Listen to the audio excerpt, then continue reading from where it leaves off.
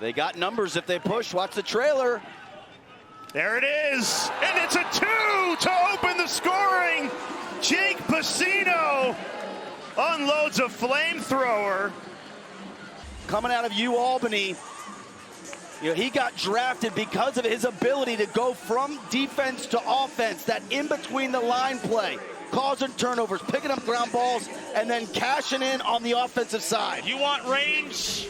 I'll give you range. Double eights. For the Denver Outlaws, they went out and got Zach Geddes and Jake Pacino so much more comfortable in the transition game, like you mentioned, Darby. He's not just playing on the face-off wings like last year. It is Indigenous Heritage Weekend in the PLL to celebrate the sport's roots in lacrosse, and it's a great start for Pacino and Denver. They add another thanks to Kavanaugh. Pat Kavanaugh gets hit late, he thinks, by his old teammates. They use the entire offensive set. His 54 shots on the season leads the entire PLL. You can't put too much attention on 51 because there's so much talent on the killer. It's pick your poison with this Denver Outlaws offense. You've got Kavanaugh, O'Neill, Wisnowski's all in attack, all towards on winners. Uses that shoulder to shake the defense. The Cannons are alive and well.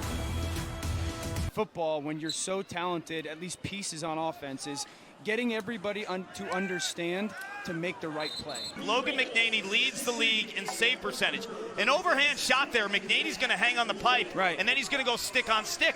But in a fraction of a second, if you could rip a BTB, that's not a fancy shot for a young kid that's watching. There's deception involved. You talked about playing in the backyard, 51 Kavanaugh. I mean, that's his game. His brother Chris plays the Redwoods. His other brother Matt, former Cannon. Jeez, that movement, though. I mean, I've shown my sons and their friends cross story. How about a 2? Much needed.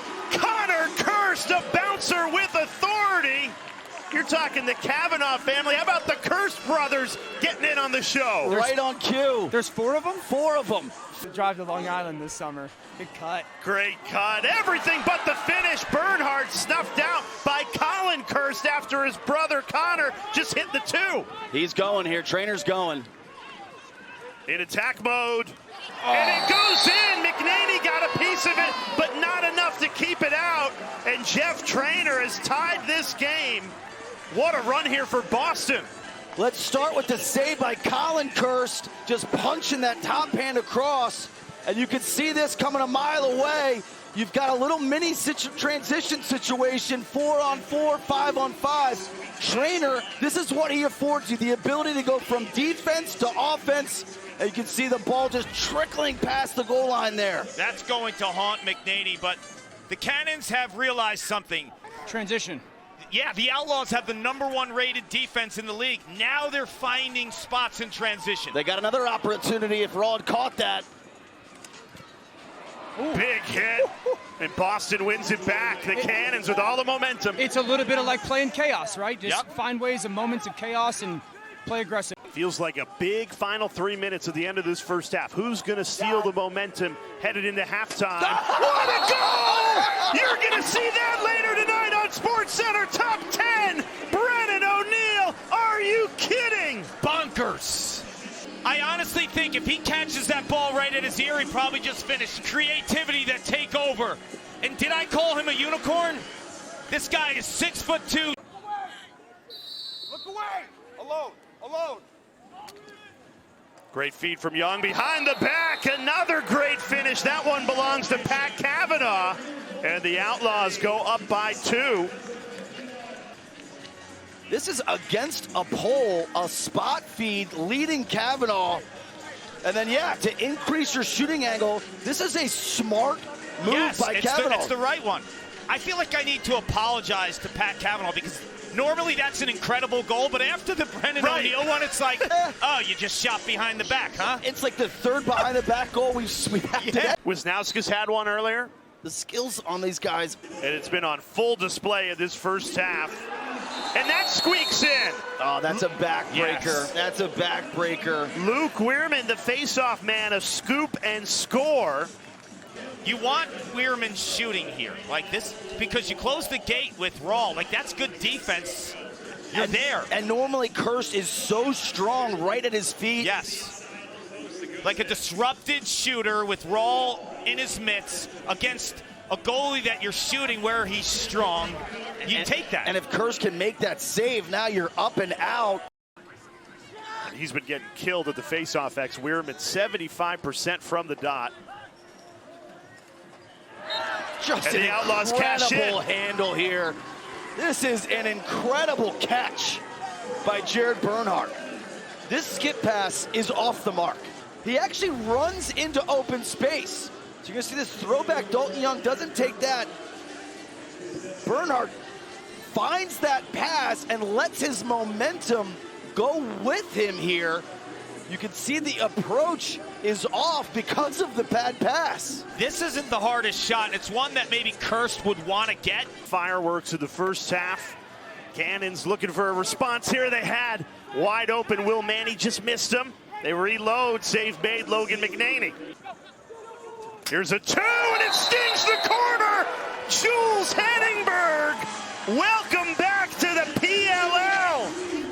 Got some giddy up in this one, man. Yeah.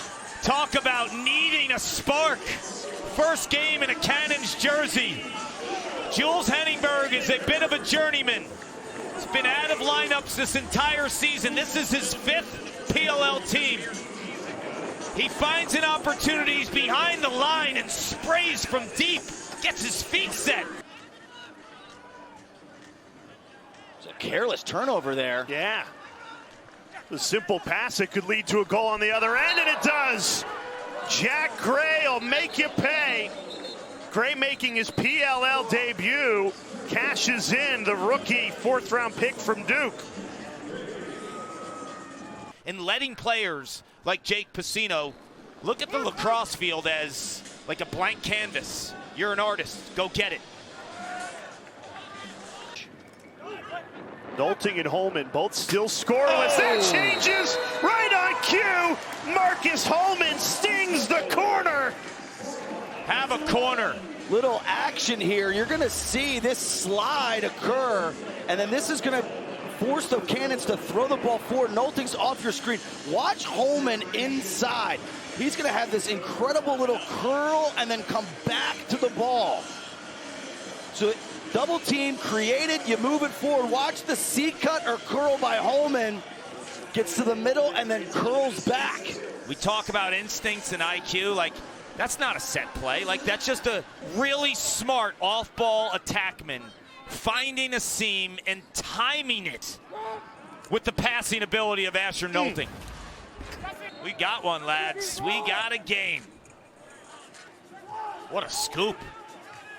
Kavanaugh feeds it inside, another behind the back. This one belongs to Dalton Young. It feels like half the Outlaws' goals have come BTB. Watch the way Pat Kavanaugh saves this play. This scoop is ridiculous. He's gonna catch this off the turf. You gotta respect him up top. And what that does is it unlocks the middle. Yep, there's 2 things on that goal. It's like the lever pass of Pat Kavanaugh where he doesn't follow through, so it's really hard to track as a defense, knocking it down and timing a slide. Sold out crowds. It's incredible. Campbell, not an easy finish there. On a tough angle, just squeezes it by McNaney, and we are tied for a 4th time today, knotted at 14. So can they keep this rolling? But Campbell just finds a sliver of daylight. You know, McNaney's got to hold that near pipe to eliminate that potential shot by Campbell. Campbell wants it back, 20 in blue, and said they feed it inside, and Boston leads for the first time today. Ryan Drenner. We've talked about his versatility. The Drenner just finds himself wide open. Kind of strange how they begin with a lock-off on the crease, and then they just drift off it. And they start this 4th quarter trailing by 1. McNaney, he's locked in right now, reading it really well. Piscino's got to be careful, though. They've got an advantage coming out of the substitution. Look away. Can't cash in on it. Kirst kept it out. Battle for the ground ball to the corner. Pacino. Crazy speed with a short stick matchup. I mean, let's not get cute. Bernhardt attacks. Air Bernhardt. We've got liftoff. It's that easy, right? Like, okay, single coverage in space with an NFL wide receiver. Oh, he definitely stepped in the crease. Cannons don't have a challenge. Correct, they don't have a challenge. You mentioned that earlier. Now, Brian Holman threw his challenge flag. He doesn't have one. So we play on, tied at 15. And it's a hat trick for Bernhardt. Weirman making it look easy at the faceoff X today. He's been terrific. 65%. O'Neal goes low and scores. Brennan O'Neal fires Denver in front. So he's going to set up this dodge by going right-handed and then coming right back. And they've got Tucci trapped on defense. So they'll swim, acting like he's going his right, and then rolls back. Boom, you set that pick. Well-timed, well-executed by Weirman. 2 or 3 feet higher up in the offensive set. They get through that pick. Epple gets through it. Here's Holman, winds up and scores! Marcus Holman cashes in on the power play. And with that, he ties Paul Rabel for second all-time in professional goals scored with 355. You're going to see he throws it up top to Nolting and then just follows the pass. Was this a 2? It was ruled a 1 on the field. That's what I'm looking for.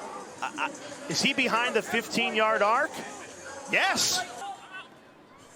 They got plenty of goal scorers, too. It's been pick your poison all day for the Outlaws in the PLL's highest scoring game of the season. O'Neal double teamed, passes out of it. Denver trying to answer with a 2. Raw got a piece of it. Broke his stick in the process. He just soaked it. And Denver answers. What a response.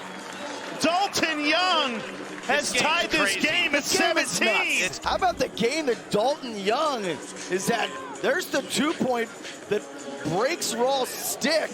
Young just picks it up, realizes that Boston's a little discombobulated offensively, and cashes in, going strong to the cage. He pays the price, gets hit.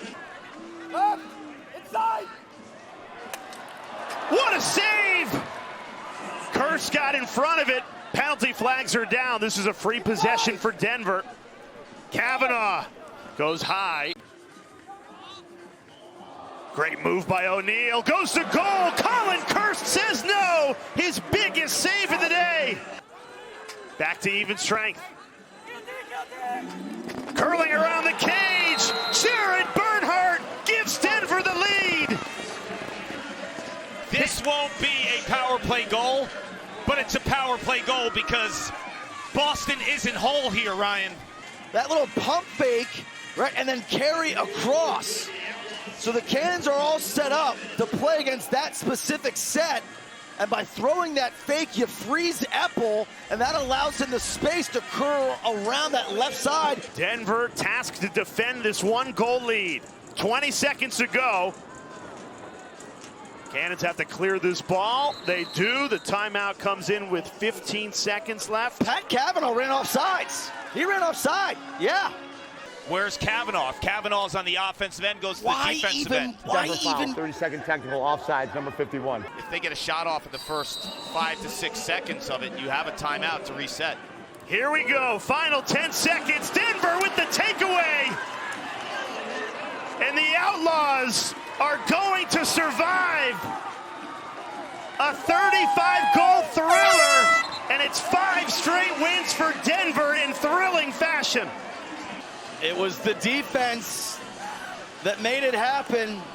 The knockdown on the Nolting pass to secure the win. Boston was trying to set up a little pick play on the left side, whether that was the intention or some window dressing to then open up a skip lane.